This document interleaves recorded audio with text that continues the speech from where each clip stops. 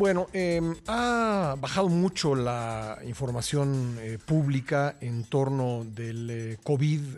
Evidentemente sí hubo un descenso muy importante de casos, pero en días recientes, en otros países, pero también en México, se ha notado pues un nuevo incremento de casos y fallecimientos. Y vamos a platicar al respecto con una especialista a la que hemos entrevistado a lo largo de más de 2 años. Me refiero a la doctora Lorian Jiménez Faibi, doctora en ciencias médicas y profesora investigadora de microbiología, así como jefa del Laboratorio de Genética Molecular de la UNAM, quien, por cierto, ha publicado un nuevo libro sobre este tema, Las vidas que no contaron, en Editorial Planeta, donde pues se revelan los verdaderos números y los hechos de la gestión de la pandemia en México para esclarecer los daños e identificar a los responsables. Doctora, un gusto tenerla nuevamente en el programa. ¿Cómo le va? Pascal, muchas gracias. Muy bien. Con un gusto muy grande de estar de nuevo en el programa.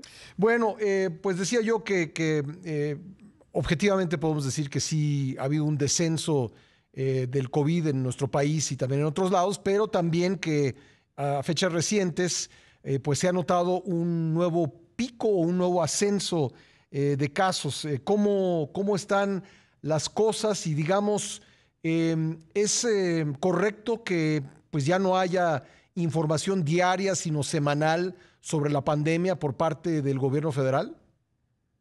Sí, bueno, aquí Pascal tocas dos puntos muy importantes. Uno es si en realidad ya estábamos en el fin de la pandemia, como tanto se ha venido queriendo dar la impresión de que es así, ¿no? Uh-huh.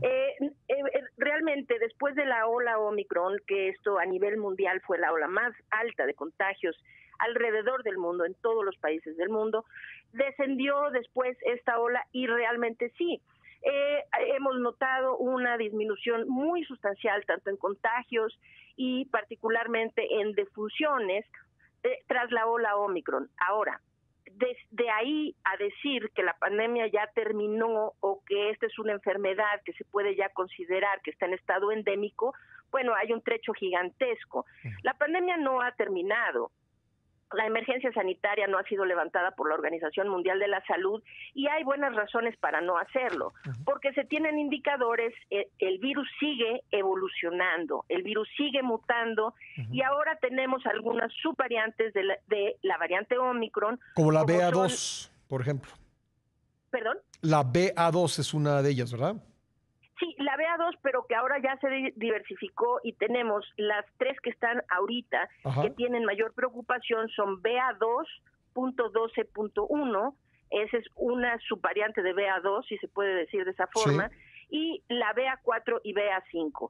BA4 y BA5 están generando un nuevo repunte en Sudáfrica, Uh-huh. que preocupa de forma muy importante porque fue así como se inició la primera ola Omicron.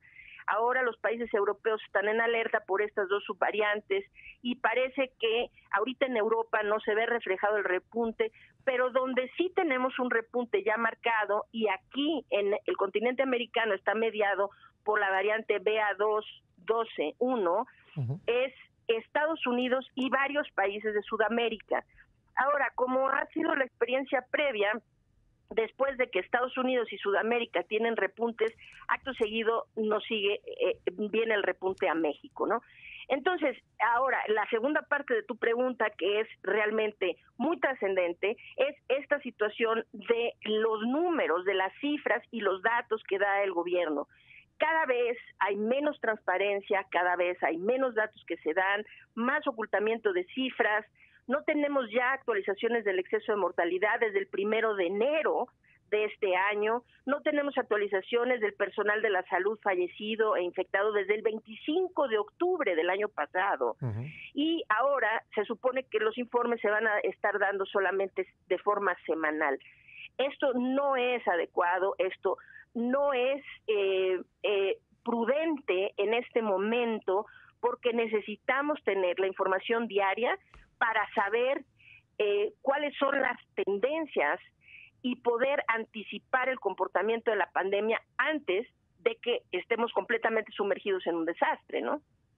Me llamó mucho la atención, revisando su cuenta de Twitter, que siempre lo hago, que ayer usted pues notó algo en las cifras que pues si no fuera trágico, sería de verdad de risa, que pues hubo dos, vamos a decirlo así, así lo puso usted, dos resucitados entre las cifras, es decir, que el número de muertos en lugar de incrementarse, descendió.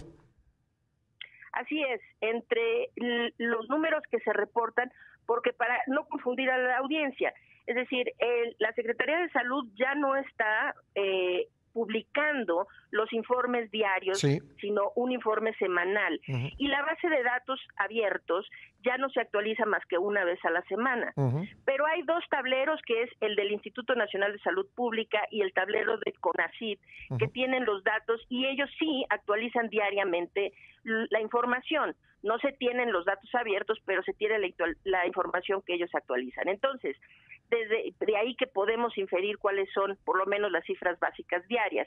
Entonces, de antier, es decir, de martes a miércoles, en lugar de registrar más defunciones, revivieron 2 personas, ¿no? Es decir, desaparecieron 2 defunciones. Esto, pues, evidentemente es un error de alguien, Uh-huh. es un descuido, no sé, pero son descuidos imperdonables cuando estamos sumidos en una crisis.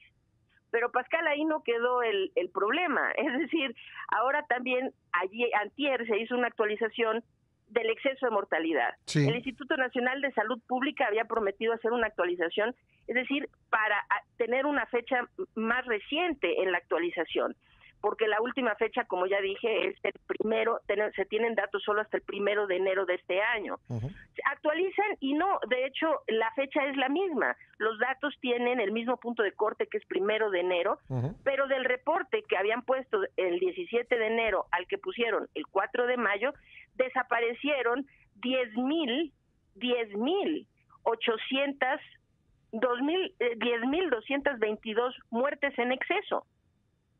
Entonces me pongo a indagar qué es lo que pasó aquí, y en realidad pues es un problema de aritmética, ¿no?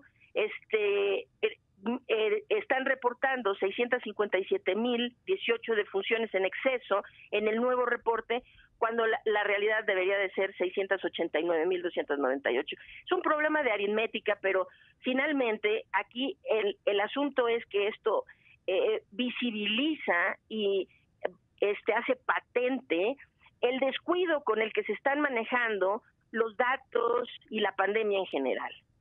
Sí, y de hecho vale la pena comentar que la Organización Mundial de la Salud publicó pues su esperado análisis de exceso de muertes en el mundo para entender el impacto del COVID, y en el caso de México, la Organización Panamericana de la Salud, Mundial de la Salud, calcula que entre enero de 2020 y diciembre de 2021 hubo 626,000 excesos de muerte. Se queda un poco más atrás que el corte del 1 de enero, pero finalmente ya es, digamos, una información que comienza pues a ser muy sólida respecto del impacto del COVID en México, doctora. Sí, así es. Y de hecho, previo a este nuevo reporte que apenas se publica por parte de la Organización Mundial de la Salud, ya había a finales de marzo una publicación en The Lancet de un grupo que ha venido siguiendo el exceso de mortalidad uh-huh, a nivel mundial, y ese corte va hasta marzo de este año, en donde sitúan a México en la 4ª posición a nivel mundial en términos de exceso de mortalidad, uh-huh, solo detrás de Estados Unidos, Rusia e India, con 798,000 defunciones. Es decir, las cifras son, pues el mensaje es que las cifras son más altas, por lo menos 2.3 veces más altas de muertes que las muertes oficiales que la Secretaría de Salud reporta. Sí, yo sé que son dos cosas, el reporte diario y el exceso de mortalidad, pero llegará un momento en que, digamos, como balance de lo que ha sido el COVID en México, que hay que insistirlo, no ha terminado, pues se reconozca por parte del gobierno federal, de la Secretaría de Salud, que el número de personas fallecidas pues es muy superior a lo que registra el reporte diario. Pues yo no sé si esto sea algo que el gobierno federal actual vaya en algún momento a hacer, porque lo que en realidad se han caracterizado por tratar de siempre minimizar el impacto de la pandemia y de ocultar un poquito o por lo menos manipular la opinión pública en términos de la información que proporcionan.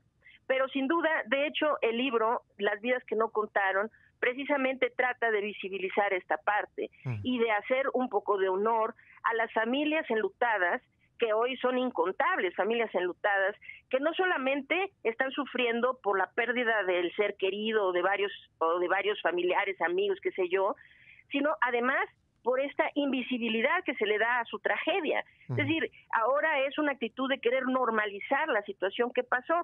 Y Pascal, si vemos la diferencia, aquí las vidas que no contaron son precisamente estas en el exceso de mortalidad.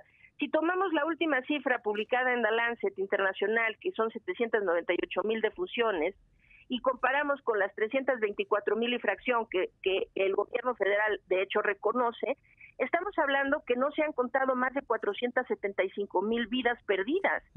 Y eso es una afrenta, es violencia contra las familias, contra las víctimas, vamos a decir, porque no solamente es que perdieron en muchos casos innecesariamente alguna persona querida, sino que además se trata de decirles que sus vidas no contaron, no solo en las cuentas numéricas, sino que no importaron, porque ni siquiera vale la pena mencionarlos, ¿no? Creo que es muy, muy lamentable que se esté manejando así.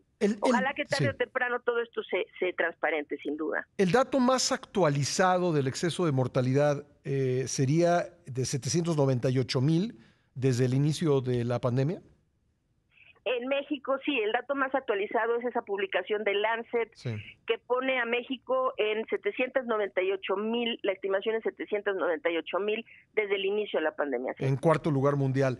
Entonces, pues sí, como usted dice, hay más de 400,000 muertes que no se están reconociendo y a lo mejor, pues no todos esos 798,000 fallecieron a causa directa del COVID, pero en el contexto de la pandemia, lo sabemos bien, muchas personas no pudieron seguir sus tratamientos de salud y pues eso los llevó a la muerte, por lo que también tendrían que considerarse víctimas de la pandemia.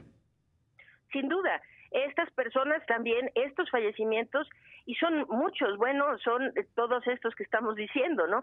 Son personas que quizá no murieron directamente por la enfermedad COVID-19, pero sí murieron a consecuencia de la forma como la pandemia se manejó en nuestro país. Es decir, que son personas que no recibieron tratamientos oportunos o que tuvieron accidentes o que tuvieron alguna enfermedad aguda que necesitaba atención inmediata, no pudieron ser atendidos porque los hospitales estaban saturados con casos de COVID, una serie de cosas, ¿no? Estas personas también son víctimas de la pandemia y deben ser contadas como tal. Ahora, da la impresión de que no se ha aprendido de toda esta experiencia porque pues prácticamente en lo que tiene que ver con la información del gobierno federal, pues ya salimos de la pandemia. Evidentemente no se atreven a decirlo, a declararlo, porque la Organización Mundial de la Salud no ha levantado la emergencia. Pero doctora, por todo lo demás, la falta de información diaria, la falta de una conferencia semanal, el mensaje que se envía sobre el cubrebocas, pues creo que está transmitiendo esa impresión. Están transmitiendo esa impresión y eso está poniendo vidas en riesgo, Pascal, porque la situación es esta. No es una dicotomía aquí entre estar en un estado constante de pánico y un estado completo de displicencia, ¿no? O sea, de decir no importa la pandemia. Creo que necesitamos estar en una situación intermedia entre esos dos puntos. Sí. Necesitamos reconocer que la pandemia no ha concluido, esto no necesita que estemos en pánico o con miedo todo el tiempo, significa que necesitamos entender que el riesgo sigue ahí latente y que en algún momento, si el virus cambia lo suficiente, podríamos volver a ver repuntes importantes que se vieran reflejados no solo en aumentos de contagios, sino también nuevamente de hospitalizaciones y defunciones. Por lo cual necesitamos seguir las medidas básicas de prevención de la transmisión de esta enfermedad. Y el mensaje que da el gobierno de ya no tenemos muertos, bueno, el presidente de la República este martes dijo que en promedio había una defunción diaria, sí. Y esto pues es demostrablemente falso. Sí, porque ¿no? en el reporte decir, semanal, ¿cuál fue el número de personas fallecidas en la semana? En la semana se tuvo más de 223 defunciones en la semana que él decía. O Que sea, 30 al día en una promedio, ¿no? defunción diaria, que Sí. pues no, ¿verdad? 223 defunciones en una semana no son pocas, Sí. no son pocas, ¿no? Entonces, y desde el martes que fue el martes 26 de abril, que dejaron de dar información diaria, al día de ayer se han sumado 282 defunciones. Esto ya tomando en cuenta las dos que quitaron, ¿verdad? Claro. El día de ayer. Sí. 282. Es decir, se sigue muriendo gente por COVID y lo que es más lamentable es que dar el mensaje a la población que esto ya se terminó, hace que la gente pues realmente piense, bueno, ya no hay problema, yo puedo andar sin cubrebocas, sin vigilar la ventilación de espacios cerrados, sin procurar evitar aglomeraciones, qué sé yo, y en una de estas pues estamos viendo ahora en Estados Unidos, ¿no? Después de la cena esta de correspondence dinner, ¿no? Sí, de los corresponsales de la Casa Blanca, sí. Ajá, la cena esa de corresponsales, pues hay más de 100 infectados por COVID-19, ¿no? Pues sí. Es decir, está pasando todavía esta enfermedad, sigue aquí, seguimos en peligro, y dar el mensaje de que esto ha terminado es contraproducente para el bien de la propia comunidad. Pues doctora, le agradezco que me haya tomado la llamada y estoy seguro que seguiremos hablando de este tema. Muchísimas gracias por haber estado con nosotros. Al contrario, muchísimas gracias por la invitación, Pascal. Gracias. Un placer como siempre. Igualmente, la doctora Lorian Jiménez Fay.